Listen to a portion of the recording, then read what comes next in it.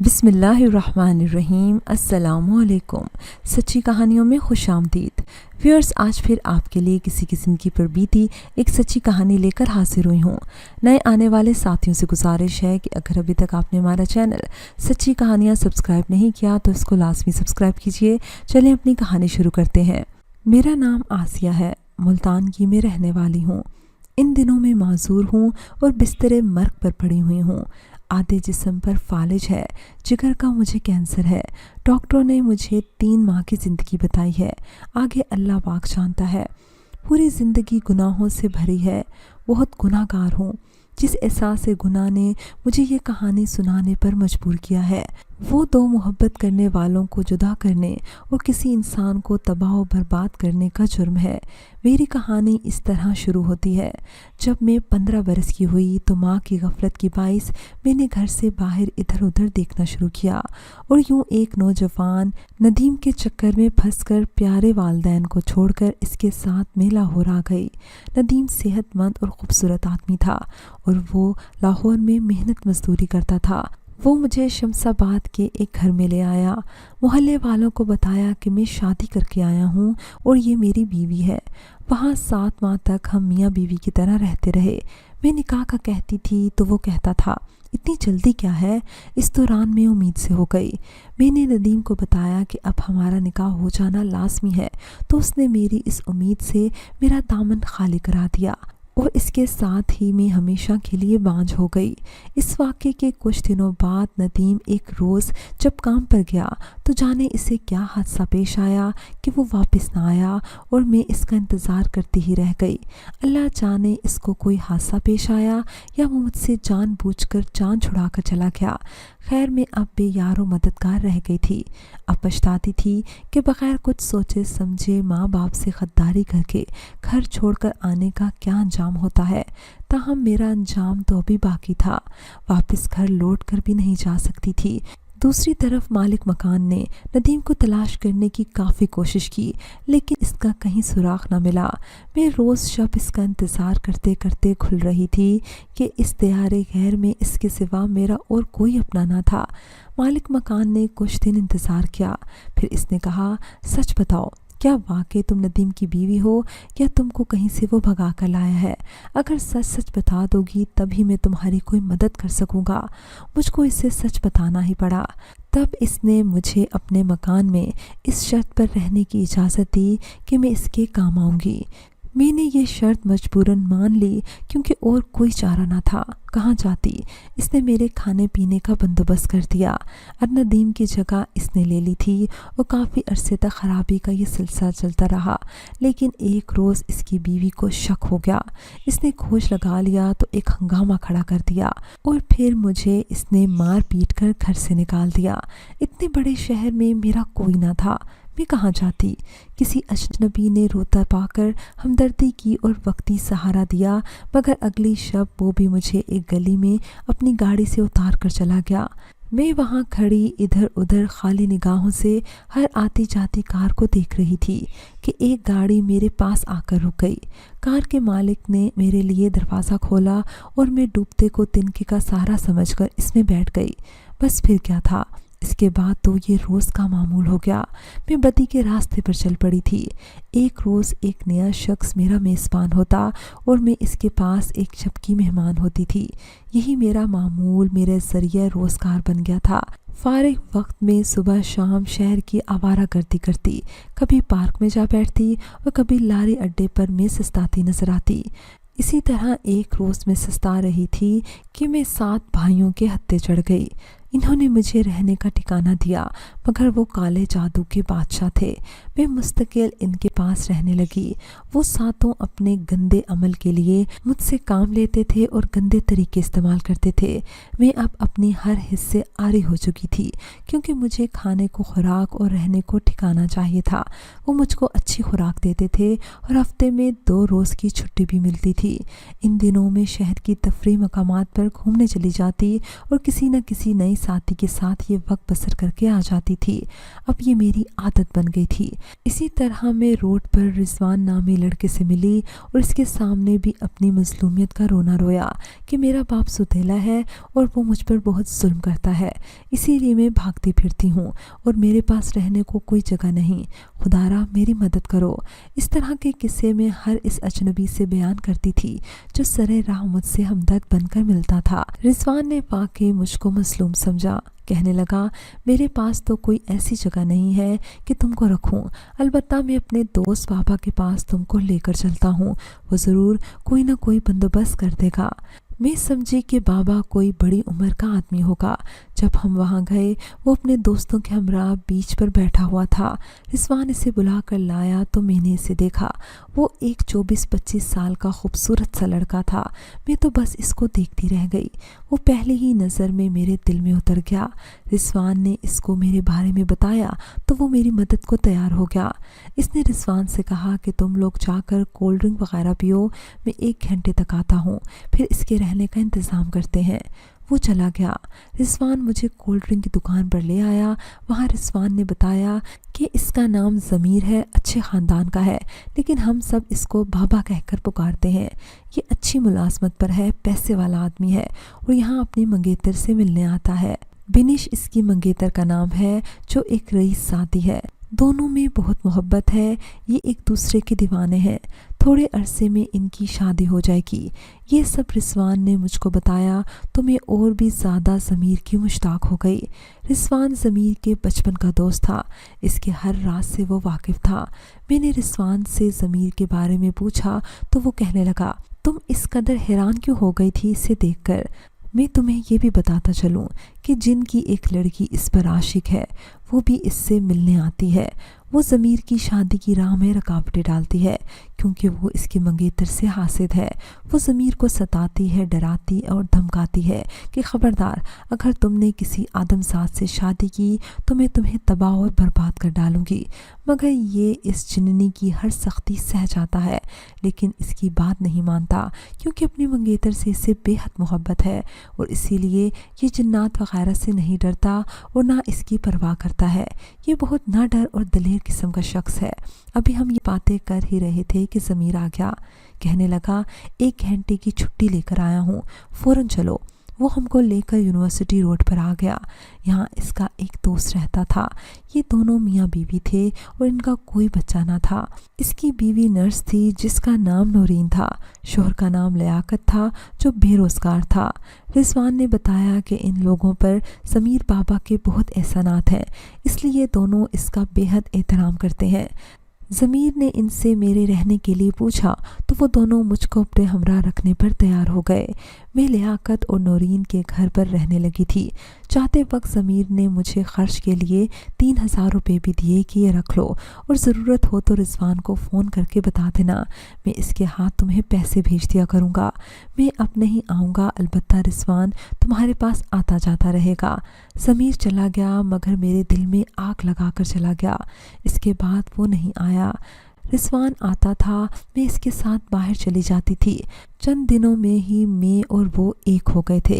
ये वक्त की ज़रूरत थी मगर मेरी रूह की ज़रूरत सिर्फ ज़मीर था।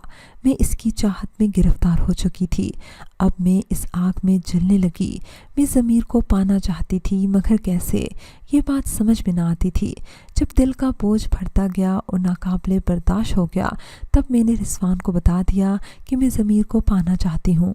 इसने कहा, पागल हो गई हो, वो बिनिश को दिलो जान से चाहता है, इसलिए वो ये जिन्नी की मार खा रहा है।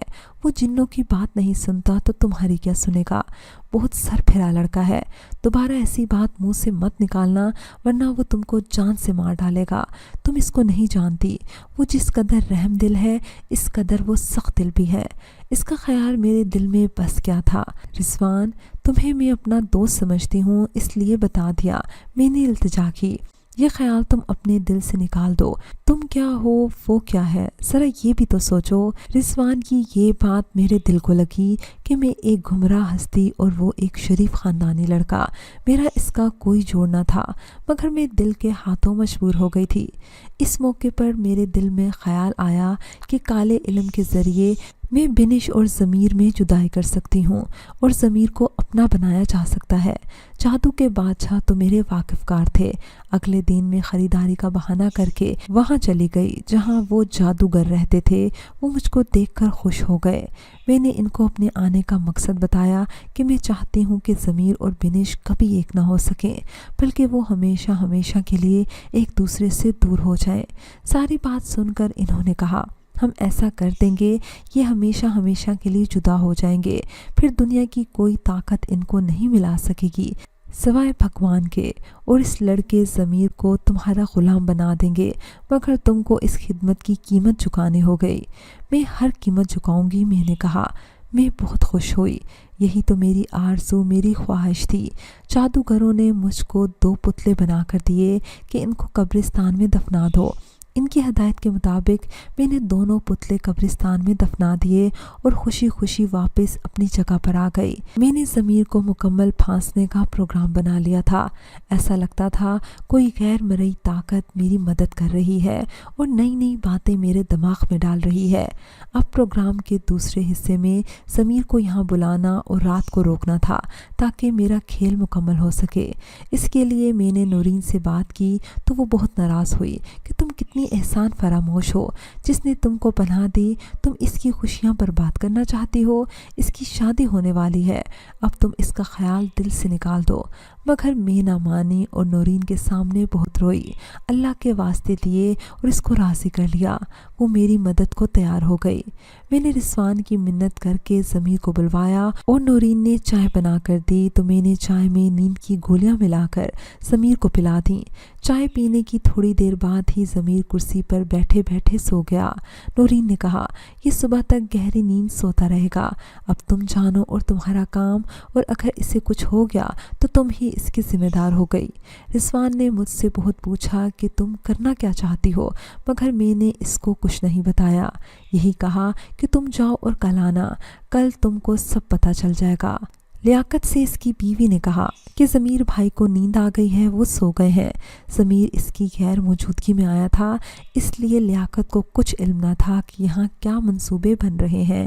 میاں بیوی دونوں سونے چلے گئے۔ اب میں اور ضمیر کمرے میں تنہا تھے۔ وہ بے خبر گہری نیند سو رہا تھا۔ رات میں نے بہت کوشش کی کہ وہ کسی طرح جاگ جائے، مگر نیند آور گولیوں کا اثر تھا کہ وہ بیدار نہ ہوا، اور جب وہ بیدار ہوا میں نے اداکاری شروع کر دی۔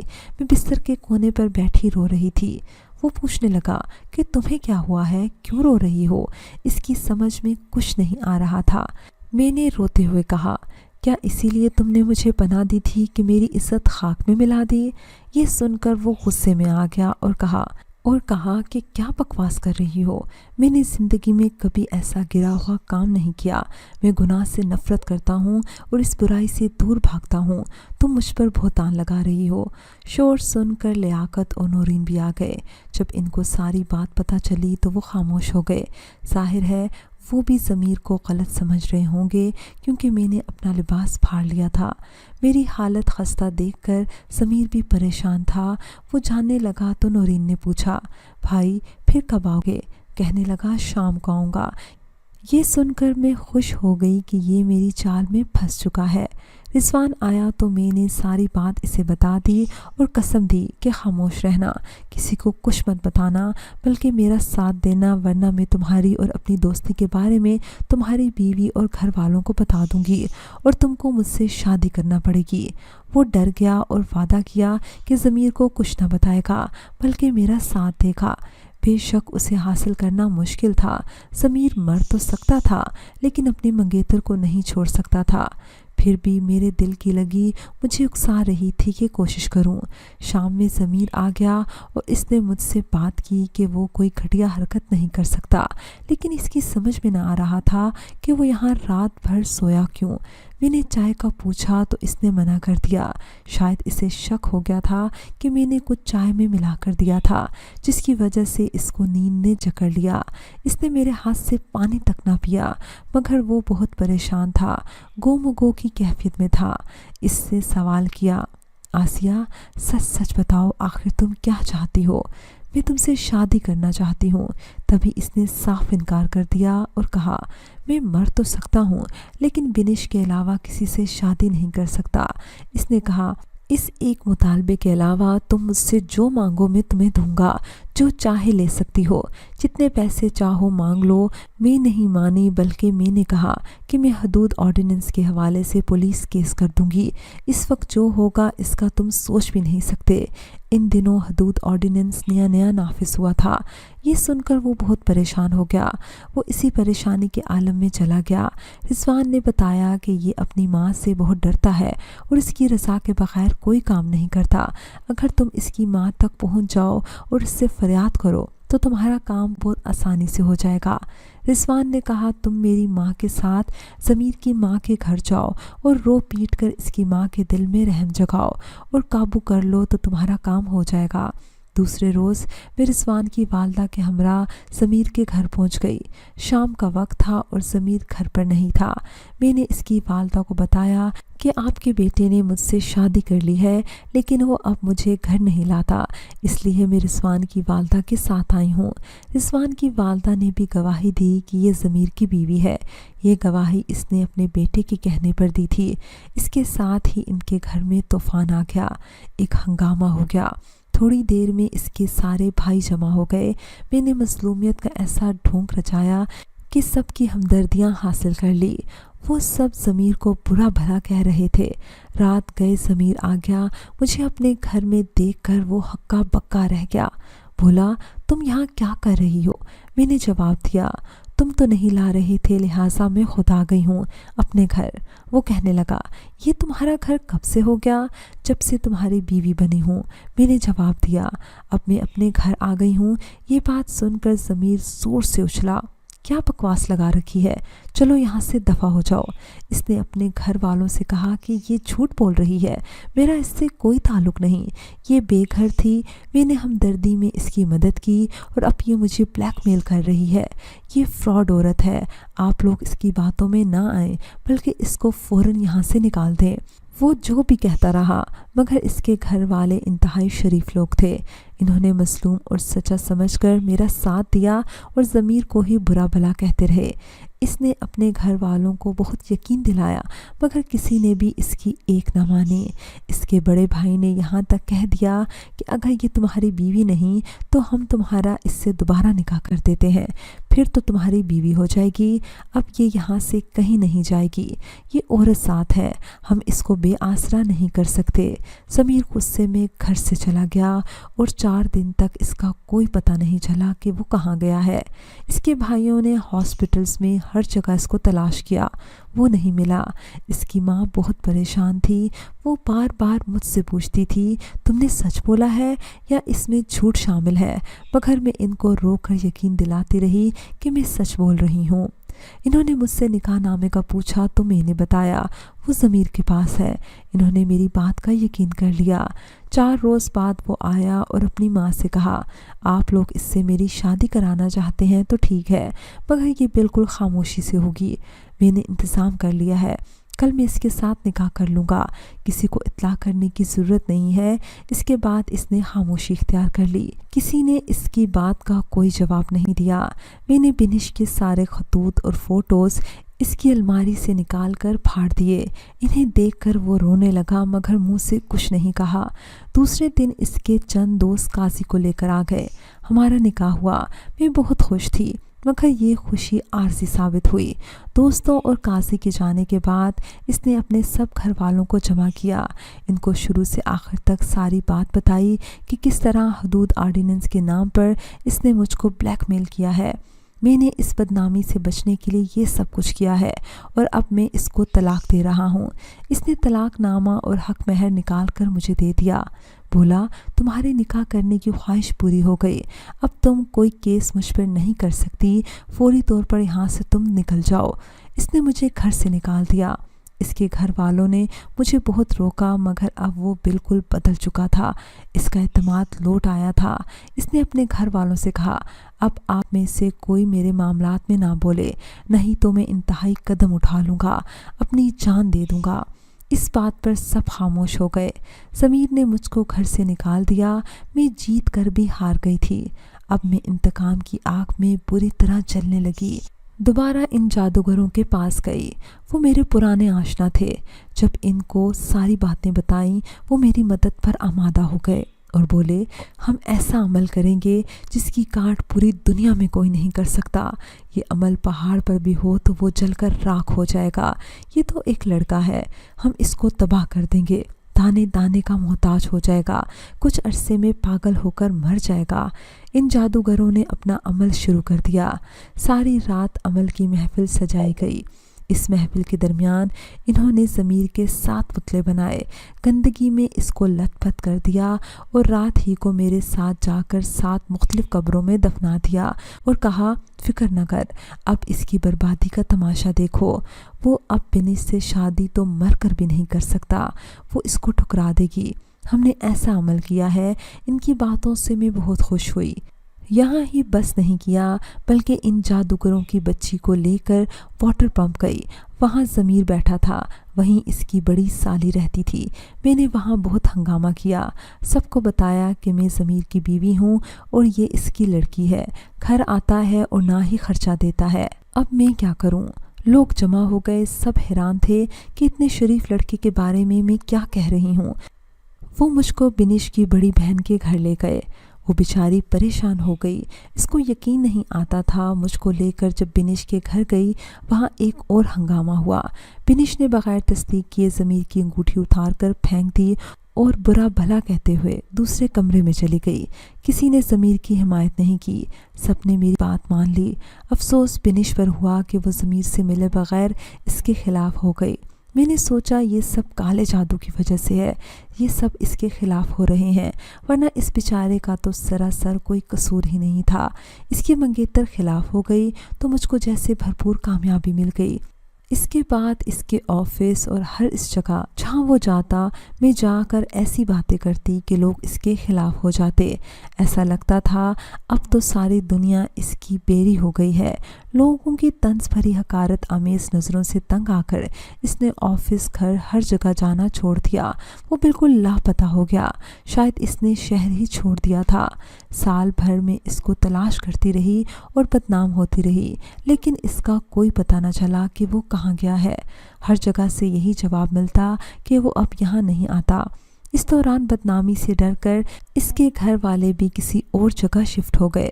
مسلسل دفتر نہ جانے کی وجہ سے اس کی نوکری بھی چھوٹ گئی۔ وہ سب کچھ چھوڑ کر اپنی عزت بچانے کی خاطر نہ جانے کہاں چلا گیا تھا۔ ناچارہ مجھ کو اس کا خیال چھوڑنا پڑا، تاہم پیٹ کا دوزخ بھی تو بھرنا تھا۔ رضوان اور لیاقت بھی مجھ سے بیزار ہو چکے تھے۔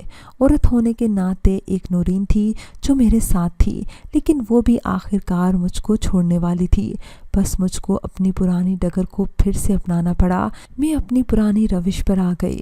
اب میں ہر نئے دوست کو اپنے غم کی داستان سناتی۔ جو شادی کی آفر کرتا میں اس سے نکاح کر لیتی، مگر پھر طلاق لے لیتی۔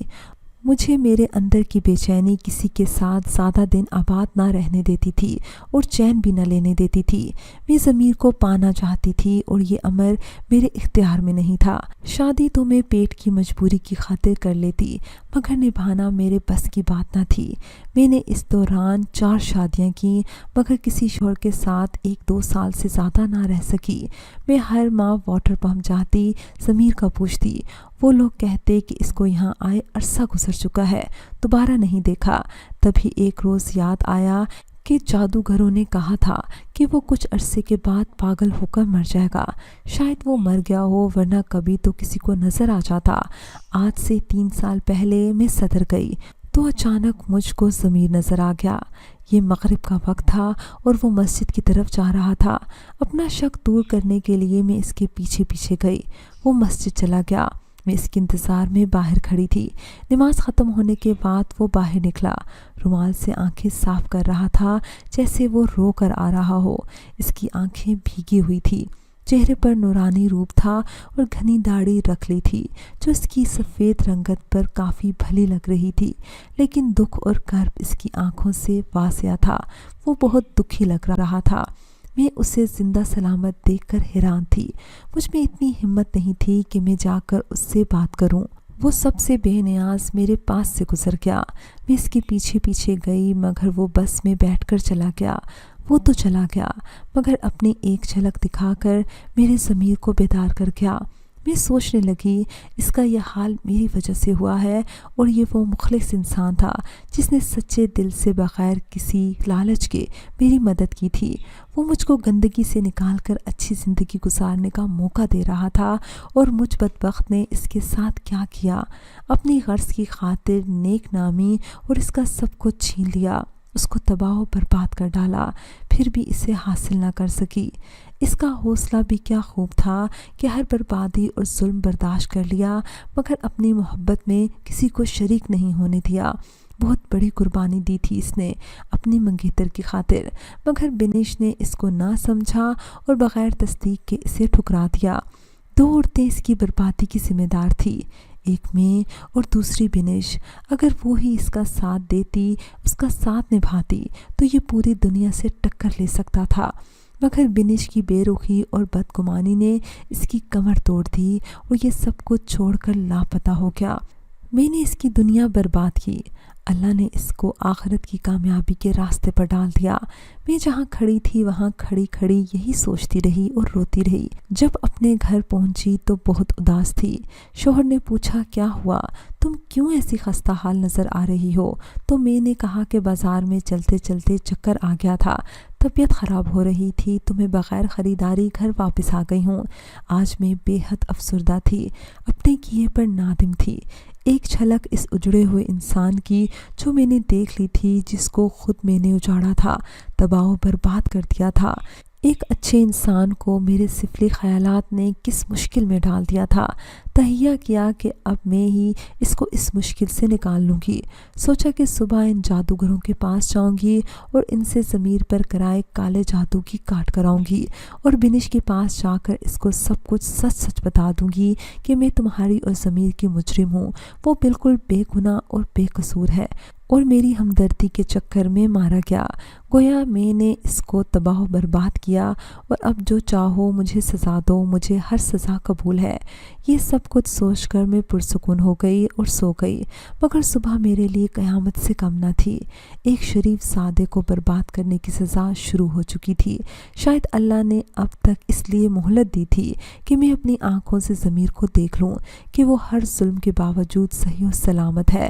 شاید اللہ پاک نے اس سے معافی مانگنے کا موقع دیا تھا، اس لیے میں صدر گئی، اس کو دیکھا، مگر سامنا کرنے کی ہمت نہ ہوئی اور معافی مانگنے کا یہ آخری موقع بھی ضائع ہو گیا۔ میرے ایک ہاتھ اور پاؤں پر فالج ہو گیا تھا۔ میرا شوہر مجھ کو اسپتال لے گیا، وہاں سے تصدیق ہوئی کہ رات کو فالج کا حملہ ہوا ہے اور اب میں معذور ہو چکی ہوں۔ 2 سال علاج ہوا مگر کچھ فرق نہ پڑا، دوائیں سخت تھیں۔ کچھ عرصے بعد میرا خون بننا بند ہو گیا اور میں زرد پڑتی گئی۔ جب ٹیسٹ وغیرہ ہوئے تو پتہ چلا کہ میرے جگر میں کینسر ہے جو آخری سٹیج پر ہے۔ ڈاکٹروں نے 3 ماہ کی مہلت دی ہے۔ افسوس، ضمیر کے لیے جو سوچا تھا وہ نہ کر سکی۔ شاید قدرت اب دوبارہ اس کا موقع نہیں دینا چاہتی تھی، لیکن میں نے یہ تہیہ کر لیا کہ کسی بھی حالت میں بنش کے پاس جاؤں گی اور اسے ساری حقیقت بتاؤں گی، اور بنش اور ضمیر دونوں سے معافی مانگوں گی۔ یہی تہیہ کر کے میں نے اپنے میاں کی منت سماجت کی کہ کسی طرح مجھے ان جادوگروں کے پاس لے جائے۔ ویل چیئر پر میں ان جادوگروں کے پاس گئی، ان سے منت سماجت کی کہ خدا را سارے جادو کا کاٹ کر دو، ضمیر پر تم لوگوں نے جو جو جادو کیے سب کا کاٹ کر دو۔ یہ سنتے ہی وہ ساتوں بھائی بولے، ضمیر جیسے شخص پر جادو کا کوئی اثر نہیں ہو سکتا، کیونکہ وہ اللہ پاک کا پاک بندہ ہے، اور ایسے انسانوں پر جادو کبھی اثر نہیں کر سکتا۔ یہ سن کر مجھے اور شرمندگی ہو گئی، لیکن دل میں ایک سکون آ گیا کہ شکر اللہ ضمیر اس جادو سے محفوظ رہا۔ دوسرا اب میرا کام تھا کہ میں بنش کے پاس جاؤں اور اس کو ساری حقیقت حال سے آگاہ کروں۔ اللہ بھلا کرے میرے شوہر کا۔ اسی حالت میں وہ مجھے بنش کے گھر لے گیا۔ بنش مجھے دیکھ کر خوف زدہ ہو گئی، کیونکہ میں پہلے والی آسیہ نہ تھی۔ میرے جسم کا آدھا حصہ فالج زدہ ہو گیا تھا۔ میں نے ساری حقیقت بنش کو بتا دی۔ یہ سنتے ہی بنش پھوٹ پھوٹ کر رونے لگی اور کہا، میں نے کیوں تمہاری جیسی انجان عورت کا یقین کیا اور ضمیر کو اتنا غلط سمجھا؟ یقیناً وہ مجھ سے سچی محبت کرتا تھا، میں بھی اس سے سچی محبت کرتی تھی، لیکن یہ بدگمانی ہمارے بیچ میں آ گئی۔ میں نے بنش سے کہا، میں تمہاری اور ضمیر کی مجرم ہوں، جو سزا تم مجھے دینا چاہو مجھے قبول ہے۔ تو بنش نے کہا، میرا رب سب سے بڑا انصاف کرنے والا ہے، اس نے اپنا انصاف کر لیا۔ اب جو تمہاری حالت ہے اس کی ذمہ دار تم خود ہو۔ نفرت سے بنش نے مجھ سے منہ پھیر لیا۔ میں تھی ہی اس قابل، میں نے اتنے برے کام جو کیے تھے، لیکن میں اب پرسکون تھی کہ میں نے 2 پیار کرنے والوں کو ملا دیا تھا۔ 2 ہفتوں بعد میرے میاں نے مجھے بتایا کہ بنش اور ضمیر کی شادی ہو گئی ہے۔ یہ سن کر میرے دل سے ایک بہت بڑا بوجھ اتر گیا اور میں نے سکون کا سانس لیا اور رب تعالیٰ سے اپنے گناہوں کی خوب معافی مانگی۔ رب تعالیٰ مجھے معاف کرے۔ شاید جب یہ آپ کہانی سنیں تو میں اس دنیا میں نہ ہوں۔ آپ سب سے بھی گزارش ہے کہ میری مغفرت کے لیے دعا کیجیے گا، رب تعالیٰ مجھے معاف کرے، آمین۔ ویورز، مجھے امید ہے کہ آپ کو ہماری آج کی کہانی پسند آئی ہوگی۔ اگر کہانی پسند آئی ہے تو اس کو لائک کیجیے، شیئر کیجیے اور کمنٹ سیکشن میں اپنی رائے کا اظہار لازمی کیجیے گا۔ اگر ابھی تک آپ نے ہمارا چینل سبسکرائب نہیں کیا تو اس کو لازمی سبسکرائب کر لیجیے اور ساتھ لگے بیل آئیکن کو بھی پریس کر لیں تاکہ آپ کو ہماری ہر نیو ویڈیو کی نوٹیفیکیشن بھی ٹائم پر ملتی رہے۔ اگلی ویڈیو تک اجازت دیجیے، اللہ نگہبان۔